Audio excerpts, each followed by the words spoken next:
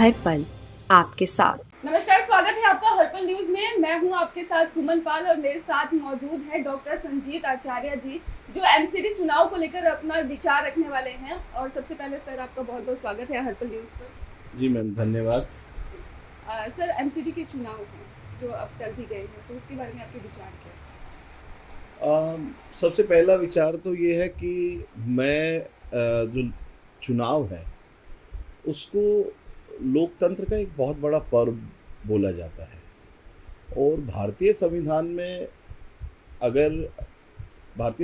में चुनाव को एक बहुत अहम कड़ी माना गया है लोकतंत्र के लिए, लोकतंत्र की रक्षा के लिए। देखिए, जो चुनाव है वो इसलिए हर 5 साल बाद कराया जाता है कि मान लीजिए एक गवर्नमेंट आती है और उस गवर्नमेंट ने सही से डिलीवर नहीं किया जो वो क्लेम कर रहे थे, जो वो वादे कर रहे थे। तो जनता के पास एक मौका होता है कि वो उस गवर्नमेंट को हटाकर कोई नई गवर्नमेंट, नई पार्टी को चुने और उसे फिर मैंडेट दे और उसका काम देखे। तो मैं समझता हूँ ये जो लोकतंत्र में जो ये दिल्ली का जो चुनाव टला है, ये एक तरह से लोकतंत्र की मैं इसे हत्या मानता हूँ। क्योंकि आप चुनाव नहीं कराकर आप प्रशासकों से चाहते हैं सीधा अपने हाथ में जो सिस्टम है उसको लेना चाहते हैं। तो मैं सीधे भारतीय जनता पार्टी का इसे ऐसा कारनामा कहूँगा कि जो लोकतंत्र को आघात पहुँचाता है। और एक लोकतांत्रिक जो व्यवस्था है जो भारतीय संविधान ने हमें दी है, बाबा साहब अम्बेडकर ने जो संविधान में चीज़ें हमें दी हैं, उस पर ये पूरा प्रतिघात है उस पर। डॉक्टर आचार्य जी, जैसे आप क्या कारण मान रहे हैं कि इलेक्शन जो है उसको टालना बीजेपी की कोई साजिश है इसमें, या उनको हार का डर लग रहा था, ऐसा कुछ है? देखिए, बिल्कुल आपने खुद ही कहा जैसे कि उनको कहीं ना कहीं 15 साल से भारतीय जनता पार्टी की सरकार एमसीडी में थी। और अगर मैं कहूँ कि 15 साल में उनके पास 15 काम भी नहीं है बताने के लिए जो उन्होंने एमसीडी में, म्यूनसिपल कॉरपोरेशन दिल्ली में, जो इनको तीनों निगम हैं इसमें किए हैं। तो जाहिर सी बात है, उन्हें पक्का पता है और जनता भी जानती है, सब जानते हैं कि इस चुनाव में भारतीय जनता पार्टी बिल्कुल सुपड़ा साफ होने वाला था उनका। जनता ये तय कर चुकी थी कि भारतीय जनता पार्टी को विदाई दे देनी है और आम आदमी पार्टी को और माननीय अरविंद केजरीवाल जी को वो मौका देना चाहते थे। ये बात फैक्ट थी, पूरे सब लोग इस बात को कह रहे थे। और चुनाव की तारीखें भी तय थी, चुनाव की डेट भी अनाउंस होनी थी, सब कुछ तैयार था। लेकिन अंतिम समय में भारतीय जनता पार्टी के हेडक्वार्टर से इनको चुनाव आयोग को लेटर जाता है और चुनाव आयोग जो पहले जैसा चुनाव आयोग अब नहीं रहा। पहले वाला अगर टीएन शेषन का टाइम अगर रहा होता तो शायद ये सब नहीं होता। तो अब तो जो संवैधानिक संस्थाएं हैं वो भी इनके सरकार के पिट्ठू के रूप में ही काम कर रही हैं। तो उन्होंने उन्हीं के जैसा जो उन्होंने उनको आदेश किया वैसा उन्होंने किया और चुनाव को कैंसिल कर दिया। तैयारियां अगर बात की जाए दिल्ली में तैयारियों को लेकर, तो एमसीडी चुनाव हैं, उसमें तैयारियां क्या क्या नजर आ रही है? सबसे पहले तो गंदगी, अगर दिल्ली की बात होती है तो गंदगी पहले नंबर पर आती है, उसके बारे में क्या कहें? देखिए, एमसीडी के पास 2-3 बहुत सारे काम हैं। कोई भी नगर है उसका एक म्यूनसिपल कॉरपोरेशन होता है जिसकी सफाई व्यवस्था, ड्रेनेज की व्यवस्था और कुछ अभी इनके पास जैसे कुछ सड़कें भी हैं, स्कूल्स भी हैं, बहुत सारे क्षेत्र हैं जहाँ ये काम करते हैं, जहाँ इन्हें काम करने चाहिए। लेकिन मैं समझता हूँ कि भारतीय जनता पार्टी की जो 15 साल से एमसीडी में सरकार रही है वो हर मोर्चे पर फेल रही है। सफाई का देख लो आप, अब यहाँ कूड़े के पहाड़ बना दिए गए। कोई इनके पास सिस्टम नहीं है कूड़े का निपटान कैसे किया जाए। विदेशों में अगर आप देखेंगे तो मतलब जो कूड़ा है उसको सेग्रीगेट करना, वो एक बहुत सिस्टमेटिक ढंग से वो लोग करते हैं जिससे कूड़ा पैदा ही ना हो। ऐसे बहुत सारे काम, जैसे अगर मैं कहता हूँ अगर आम आदमी पार्टी आती है एमसीडी में तो हम आपको करके दिखाते कूड़े को मतलब इस तरह से ट्रीट किया जाता है कि कूड़ा हो ही ना। देखिए, जो एक गीला कचरा होता है, एक सूखा कचरा होता है। गीला जो होता है उसको आप रिसाइकल करके खाद बना सकते हैं, सूखे कचरे को रिसाइकल करके उनके पदार्थ बना सकते हैं। प्लास्टिक है, कागज़ है, गत्ता है, ऐसी चीज़ें रिसाइकल हो सकती हैं, तो उससे कूड़ा बहुत कम मात्रा में रह जाए, लेकिन उसकी कोई व्यवस्था नहीं है। तो मैं समझता हूँ कि ये जो एमसीडी की जो गवर्नमेंट है बीजेपी की, इनको इतनी भी ज़रा सी भी तमीज़ नहीं है, और देश को 15 साल से इन्होंने बर्बाद कर दिया, दिल्ली को कूड़े की राजधानी बना दिया इसको, देश की राजधानी से।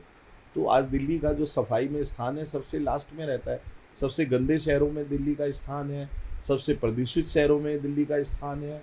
तो इन्होंने, आप सभी देख रहे हैं, ये तो हम नहीं कह रहे, ये पूरे वर्ल्ड की जो रिपोर्टें आती हैं वो सब कहती हैं। तो कहना गलत नहीं होगा कि आम आदमी पार्टी एक प्लान के तहत ही काम कर रही है, जो प्लान बीजेपी के पास नहीं है वो पहले रेडी रखा हुआ है आम आदमी पार्टी ने।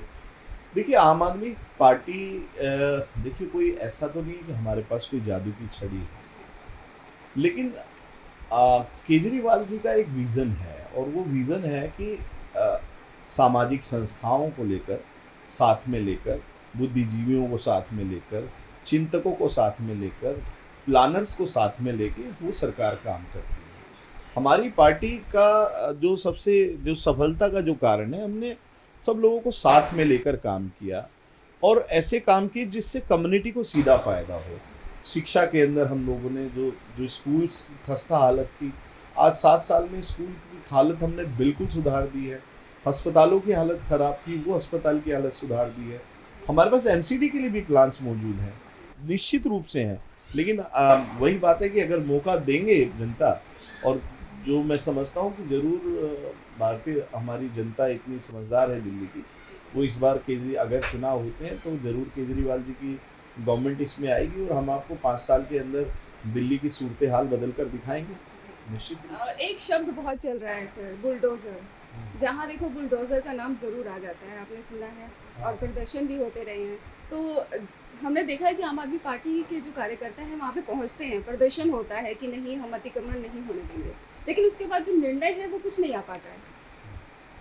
देखिए, बुलडोज़र की जो संस्कृति है, वो फिर मैं कहूँगा कि वो अधिनायकवादी संस्कृति है, जिसे मैं कहूँ अधिनायक जैसे होता है कि एक डिक्टेटरशिप है, कि आप सरकार की संस्थाओं को कुछ नहीं मानते हैं, आपको कोर्ट पे भरोसा नहीं है, तो आप जैसे पिक्चरों में होता है ना, एक हीरो आता है, कहता है भी ऑन द स्पॉट, वो मैं बिल्कुल फैसला करता हूँ ऑन द स्पॉट, यानी कानून भी मैं ही हूँ, जज भी मैं ही हूँ, वकील भी मैं ही हूँ, और सज़ा भी मैं ही दूंगा, एग्जीक्यूट भी मैं ही करूँगा। लोकतंत्र में इन चीज़ों की जगह नहीं है।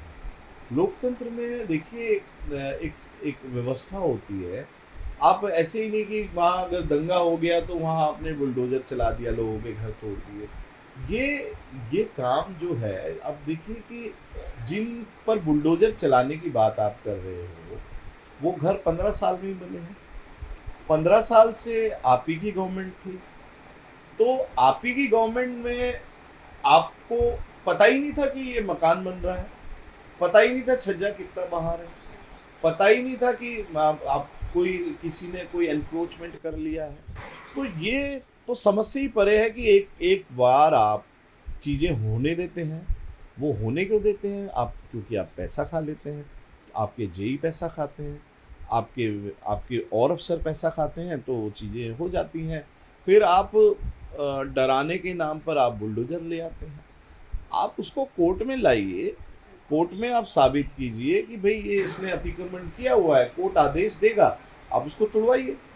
ये थोड़ी होता है कि कहीं भी बुलडोज़र लेके पहुंच जाए बिना नोटिस के, बिना कोई नोटिस दिए, क्योंकि उसको प्ली ही नहीं है, आपने बताया ही नहीं। 15 दिन होते तो वो कोर्ट जाता आदमी, वो साबित करता कि वो गलत नहीं है, या तो आप साबित करो आप गलत है। और मैं कहता हूँ सबसे पहले तो बुलडोज़र उनके घर चलाना चाहिए जिन्होंने इस काम को होने दिया, अतिक्रमण को। 15 साल से आप सोए हुए थे, जो अचानक से आपको वन फाइन डे, जब आपके कार्यकाल भी खत्म हो गया एमसीडी का, तब आप अचानक से नींद से जागते हैं, और आपको जैसे बुद्ध को ज्ञान की प्राप्ति होती है, तो ऐसे ही आपको अचानक बुद्धित्व प्राप्त होता है, आपको ज्ञान की प्राप्ति होती है। अरे एनक्रोचमेंट है, चलो लेके बुलडोज़र। तो ये जो व्यवस्था है ये बिल्कुल गलत है और आम आदमी पार्टी इसका विरोध करती है। मेरा एक और प्रश्न रहेगा, जैसे सफाई कर्मचारी दिल्ली में परेशान हैं, आप समझ रहे हैं, उस चीज़ को लेके आप क्या कहेंगे? देखिए, सफाई कर्मचारी एक ऐसी हम कहेंगे कौम है और एक ऐसा वर्ग है जो जो कोई भी सरकार आई है वो वर्ग उस दौर में परेशान रहा है। मैं भी समझता हूँ कि उनकी परेशानियों का हल किया जाना चाहिए, क्योंकि सफाई कर्मचारी वर्ग वो वर्ग है जो समाज की गंदगी को वो उठाता है, वो अपने हाथों से उठाता है, वो गटर में घुसता है, वो गटर में घुस के जान देता है। वो इसलिए जान दे रहा है ताकि आप बीमारियों से बचें, आपके बच्चे महामारी की चपेट में ना आए, गंदगी से प्लेग ना फैले, गंदगी से कोई बीमारी ना उत्पन्न हो। तो वो वर्ग जो आपको इतनी बीमारियों से बचा रहा है और बहुत कम पैसे में वो लोग बेचारे सेवा कर रहे हैं, मेरी सिंपैथी उस वर्ग के साथ है और कहीं ना कहीं उनके साथ अन्याय हुआ है, वो पीड़ित हैं। उसके बहुत सारे, वो एक अलग डिबेट है सफाई कर्मचारियों का। आज जो ये हाल है तो क्यों है, ये अलग डिबेट है। देखिए, मैं आपको उदाहरण दूंगा यूरोप और कनाडा वगैरह का। वहाँ पर सफाई कर्मचारी मर्सिडीज में बैठ कर आते हैं, वहाँ पर उनकी पे बहुत ज़्यादा है। हमारे देश में वही सफाई कर्मचारियों की सबसे कम पे है, क्योंकि हमारे यहाँ पर एक कल्चर है। हमारे यहाँ मेहनत करने वालों को, हमारे यहाँ जो पसीना बहा रहा है, जो मेहनत कर रहा है, उस काम को छोटा समझा जाता है और जो जितना वाइट कॉलर जॉब है उसको उतना ही महान समझा जाता है, उसको ज़्यादा पैसे दिए जाते हैं। जबकि विदेशों में जितना आपका स्ट्रेस होता है, जितना जिस काम को करने का जितना स्ट्रेस है उसको उतना पैसा दिया जाता है। एक न्यायपूर्ण व्यवस्था है। विदेशों को हम वैसी गाली देते हैं, लेकिन कई मायनों में हमसे ज़्यादा मानवीय हैं, हमसे ज़्यादा ह्यूमन है। तो हम लोग बहुत अनह्यूमन है इस वर्ग को लेकर, बहुत अमानवीय काम हुए इन लोगों के साथ। मैं समझता हूँ इस समाज को न्याय मिलना चाहिए और इस समाज को न्याय इसलिए भी नहीं मिल पा रहा क्योंकि इनको हर मोड़ पर और हर जगह ठगा गया है।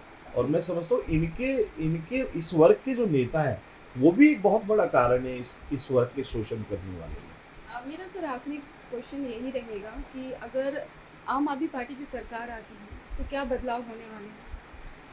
देखिए, आम आदमी पार्टी की सरकार आती है तो निश्चित रूप से हम लोग विकास की जो असली बात है, विकास, बहुत सारी पार्टियां हैं, मैं उनका नाम नहीं लेना चाहूँगा, विकास की बात करती हैं, लेकिन आज तक उन्होंने कोई विकास किया नहीं है सिवाय लोगों को लड़ाने के, सिवाय लोग मुद्दों से भटकाने के, मंदिर मस्जिद करने के, ये काम उन्होंने किए हैं।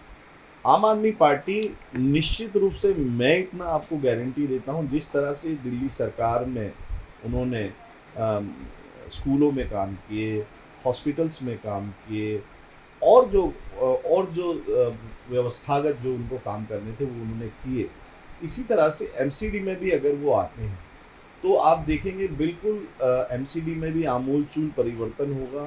बहुत सारी समस्याएं जो एमसीडी में आज हैं उन समस्याओं का भी समाधान होगा, वो समस्याएं ख़त्म की जाएंगी, कूड़े का निपटारा अच्छे से हो सकेगा। जो भ्रष्टाचार है एमसीडी में, जो सबसे भ्रष्ट डिपार्टमेंट, वर्ल्ड का जो सबसे भ्रष्ट डिपार्टमेंट है वो एमसीडी है। तो वो जो एमसीडी में व्याप्त भ्रष्टाचार है उसको भी आम आदमी पार्टी बिल्कुल ख़त्म करेगी, ये मेरा ऐसा मानना है। बहुत बहुत धन्यवाद आप। Thank you very much.